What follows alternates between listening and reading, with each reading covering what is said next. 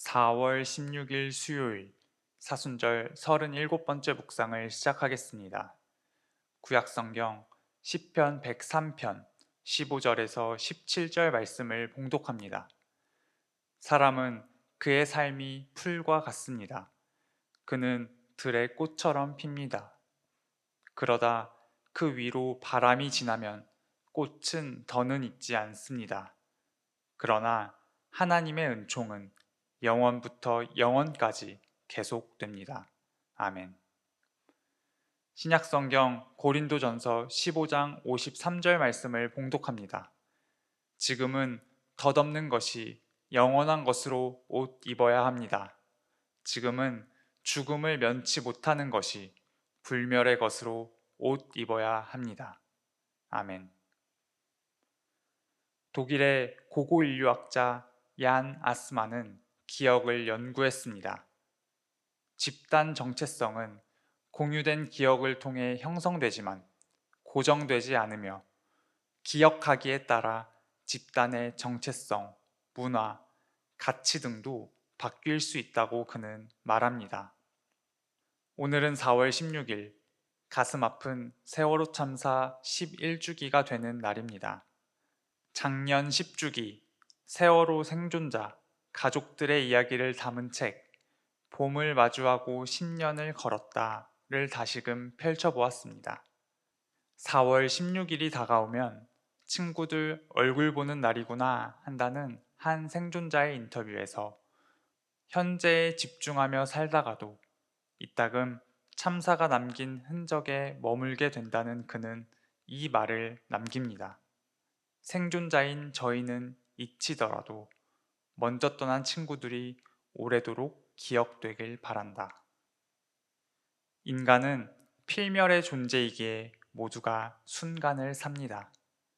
그러나 어느 누구도 이렇게 갑작스러운 이별을 순순히 받아들일 순 없습니다.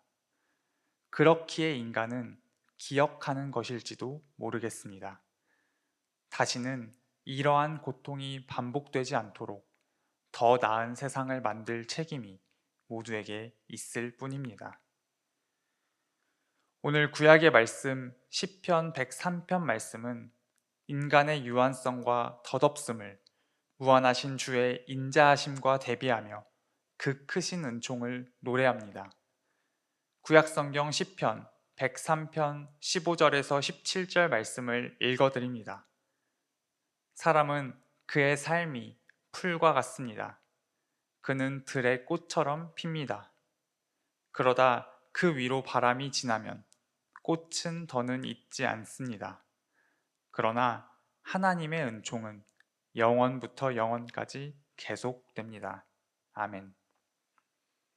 오늘의 시편 103편 15절에서 17절 말씀은 들의 꽃처럼 금세 피었다 지는 인간에게 가장 중요한 것, 그것은 사나 죽으나 하나님의 은총이 지극하심을 기억하라는 사실임을 우리에게 일깨워 줍니다. 그리고 그 깨달음은 인간을 영원과 이어지게 합니다. 오늘 함께 주목하는 한 글자는 연입니다. 이어지다, 잇닿다 라는 의미를 지닌 한자어이죠. 오늘의 묵상집 속 프리드만 셰퍼는 이렇게 노래합니다. 나는 티끌로 만들어졌고 티끌로 돌아갈 것입니다. 그렇지만 밤새도록 하나님의 빵을 먹고 살아갈 것입니다. 티끌로 만들어졌기에 티끌로 돌아갈 덧없는 존재이지만 밤새도록 하나님의 빵을 먹고 살아가는 이에게 주어지는 선물, 그것은 반드시 연결될 것이라는 기다림인지도 모르겠습니다.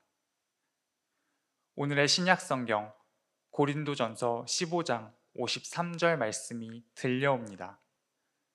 지금은 덧없는 것이 영원한 것으로 옷 입어야 합니다.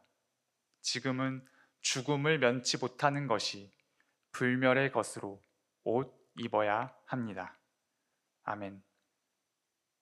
헤르누트 묵상집에는 덧없는으로 번역되어 있는 단어 헬라어 푸타르토는 부패, 파괴를 뜻하는 명사 푸토라에서 파생된 단어입니다. 바울의 덧없는 육신에 대한 이해는 두 가지 측면입니다. 하나님께 맞서 저항하는 것, 그리고 썩어 부패하는 것. 이 둘 외에 다른 것은 없습니다. 현재의 살과 피는 반드시 부패하고 죽을 것이나 하나님의 계획은 쇠락과 죽음이 패배하는 세계를 창조하는 것임을 강조합니다. 즉, 인간이 죽음이 더 이상 지배하지 못하는 존재가 되어야 한다고 바울은 역설하죠. 그러나 안타깝게도 기독교 부활신앙이 힘을 점차 잃어가고 있는 것처럼 느껴지는 것은 미래의 소망에서 현재의 책임을 분리해내는데 만족해왔기 때문은 아니었을지요. 바울은 이 태도야말로 철저히 거부합니다. 주 안에서 현재 지닌 책임은 매우 중요하며 영원으로 이어질 것이고 언제까지나 지속될 것이기 때문입니다. 하나님을 향해 걸어가는 신앙의 여정, 그 길에는 하나님 홀로 계시지 않습니다. 보이지 않는 하나님께로 향하는 것만이 영성의 전부는 아닐 것입니다. 우리의 제한적인 이해 너머에 있는 존재들에게도 부족하지만 가닿기를 바라는 마음, 연결되려는 마음, 각 존재들의 깊이와 너비를 가늠할 수 없지만 이들을 조금이라도 이해할 수 있는 시각은 역설적이게도 타인의 고통을 온전히 이해할 수 없다는 불가능성을 인식하는 것에서 출발하는 것이지는 않을지요. 함께 기도하시겠습니다. 하나님, 연약한 우리의 제한된 경험과 지식 너머에 있는 존재들의 고통과 울부짖음에 귀 기울이고 공감할 수 있기를 원합니다.